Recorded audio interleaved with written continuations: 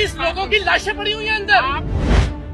جذباتی کیوں نہ ہو, میرے جذبات کو آپ کیسے کہہ سکتے ہیں جھوٹا بتا رہے ہو. بسم اللہ الرحمن الرحیم. ہم اس وقت کراچی میں گل پلازا, جو گل پلازا کبھی تھا اب تو ظاہر ہے اس کے صرف آثار ہمیں دکھائی دے رہے ہیں, یہاں موجود ہیں. اور اس قدر بدقسمتی کی بات یہ ہے کہ آج بھی ہم نے دیکھا کہ حکمرانوں کی اور حکمران جماعت کی بے حسی اور بے ضمیری اپنے عروج پر ہے. ہم سارے اپنے اپنے طور پر آواز اٹھا رہے ہیں, سوال کر رہے ہیں. میرا ایک نقطہ نظر ہے اور میرا یہ موقف ہے اور میری درخواست ہے پوری قوم سے. حکمرانوں کے جو پھیلائے ہوئے کچھ جملے ہیں نا, ان میں سے ایک بدترین جملہ یہ ہے کہ جی سانحات پہ سیاست نہیں کرنی چاہیے. یہ اس سوال سے بچنے سے, اس بات سے بچنے سے کہ آپ ان کا گریبان نہ پکڑیں, آپ ان سے سوال نہ پوچھیں, آپ ان سے یہ نہ پوچھیں کہ یہ سانحے کے ذمہ دار آپ ہیں, یہ جو قتل ہوئے ہیں ان کے قاتل آپ ہیں. اس لیے یہ اپنے گماشتوں کے ذریعے بار بار اس طرح کے سینٹنس, اس طرح کے جملے آپ تک پہنچاتے ہیں کہ جی سانحات پہ سیاست نہیں کرنی چاہیے.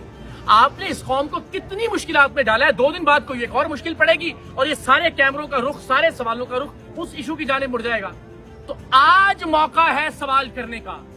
آج جب یہ عمارت جلتی ہوئی کھڑی ہے, ہم پوچھیں گے کہ کسی جنگل بیابان میں نہیں, کراچی شہر کے عین وسط میں, جہاں سے صرف 1 کلومیٹر دور گورنر ہاؤس ہے اور جہاں سے صرف 1.5 کلومیٹر دور چیف منسٹر ہاؤس ہے, جہاں اس وقت بھی شہنشاہ معظم عالی جناب جہاں پناہ ہمارے حکمران بہترین نرم اور گداز ماحول میں ٹھنڈے دفتروں کے اندر اس آگ کی تپش سے بہت دور ٹی وی پر یہ سارے مناظر دیکھ کے قوم کو اور آپ کو ہمیں گالیاں دے رہے ہیں.